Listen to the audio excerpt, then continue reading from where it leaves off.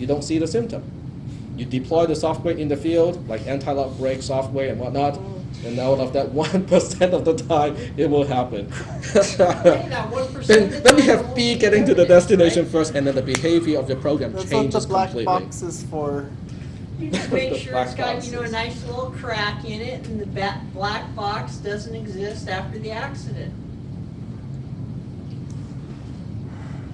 And, how many people here are going to the computer engineering program instead of the computer science program? Okay. In the computer engineering program, you will be designing, chips or at least, components inside the chip. And guess what? The race condition or this type of bug can also happen in the hardware level or on the hardware level.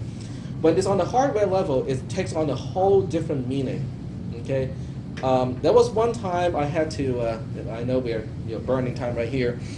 There was one time I had to, in my previous job, I had to write firmware, basically, software that runs before anything else runs. And we were using this particular chip to set up, some hardware feature on the chip, okay? And the same firmware, the same subroutine has worked for years, okay, years and years and years without any problems. And then starting at a certain time, then we started to experience problems, okay? The chip has not changed, the part number is still the same, and we haven't changed the software. I mean, it's still the same as the previous version. We haven't really made any changes, in that part. But the software was definitely not running correctly. The system was not, running correctly. And we couldn't figure out why. It's just, how come it's not the same? And then somebody noticed, okay, and somebody noticed the batch number of the chip is no longer the same. Everything that's after a certain batch number has a problem. Everything before a certain batch number did not have that problem. Okay, because the first thing you want to debug with these cases is to find out as much as possible what are the possible differences between the ones that fail versus the ones that did not fail. And then we figure out the batch numbers were, either before this number or after that number. You separate it into 2 bins and easily can say this one will fail, this one will not fail. Okay, and then we look at the chip. Then we call the chip manufacturer and say and ask, did you guys change anything? I mean, in terms of the specification of the chip. The manufacturer said, no, we didn't change anything. We used the same. We changed the process. Okay, but we did not change the design of the chip. Now, changing the process means they're shrinking the transistors, making them smaller most of the time, so that you can run at a higher clock speed. But they did not change the gates. They did not even change the basic die design. But that just kind of popped up a question. But would they change the timing of something? Okay. So we went back and reread the specification of the chip. And there we found it, okay? The chip's specification said, if you want to configure this part of the chip, you have to do it in this order, okay? And then we look at the software, guess what? It was not done in that order. So when it was not done in that order, it does not immediately cause a failure, because what it did was it triggered a race condition. And the race condition was just like what I described. You have A and B. It depends on the propagation of the signal and see which one gets to the point first. And with the previous chip design with slightly larger transistors, it is always A that will win the race, which masked the problem, which completely masked the issue of not following the specifications. When they redesign the chip or when they use a new process to manufacture the chip, it changes the timing just enough so that B will always win. And that was it. That was the problem. It was interesting. It was not easy to find that problem.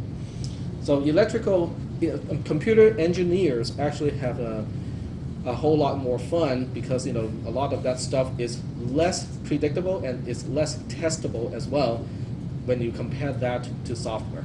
Of course, the real fun is when you're bickering between the hardware and software guys trying to indicate whose problem it really is and who needs to be going to do the fix. Well, to answer that question or to comment on that, to comment on your point, I was a completely software person, like 100%, because my focus in my research focus was AI, artificial intelligence, And we were doing symbolic processing using Lisp and Prolog and that sort of thing, which is basically as far as you can get from the hardware level stuff.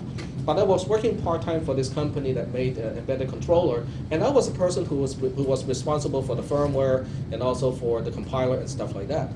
So whenever they design a new board, which is basically a process of throwing all known parts into a bin, shuffle, shuffle, shuffle, and take a snapshot of the new configuration. Hey, we have a new product now.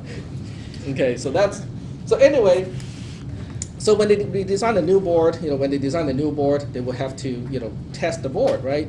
They can do all the electrical testing all they want, to make sure that the traces are right, the connections are good and whatnot, but it doesn't guarantee the board will actually run. Okay, the software may not run the first time.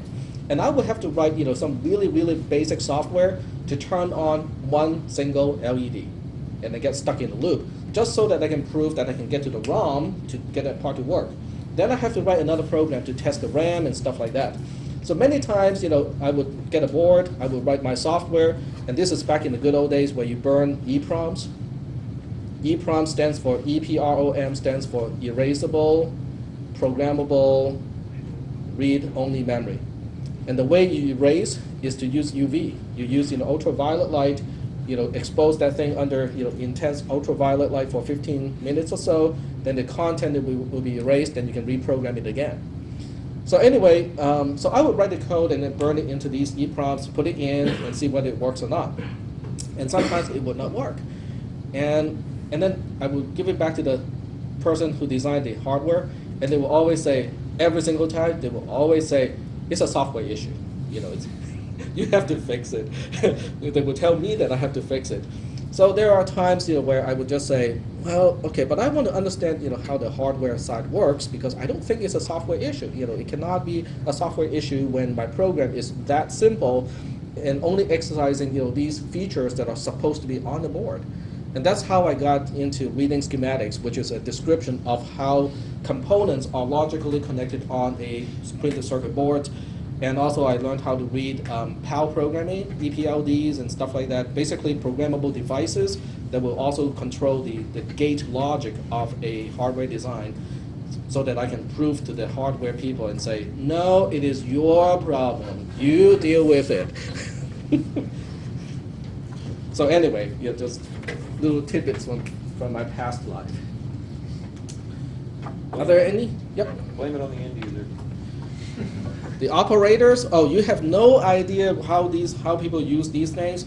They go from just industrial sized refrigerators, for embedded controllers, to guess what?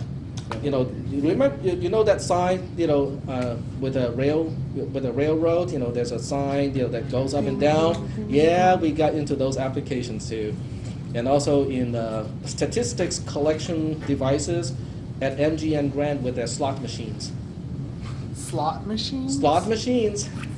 Oh, there's Wow. a fun story about that too. Did I talk about the cascading failure? Ooh, you had a resonance cascade? No. Oh. No, this is also one of those things, where you have to kind of combine the software and the hardware debugging. MGM Grand purchased a whole bunch of these controller boards to put into their slot machines. It's not for the controlling purposes, it's for statistics or basically usage information collection purposes. So it will basically just collect how much money is put into the machine, what is the payoff,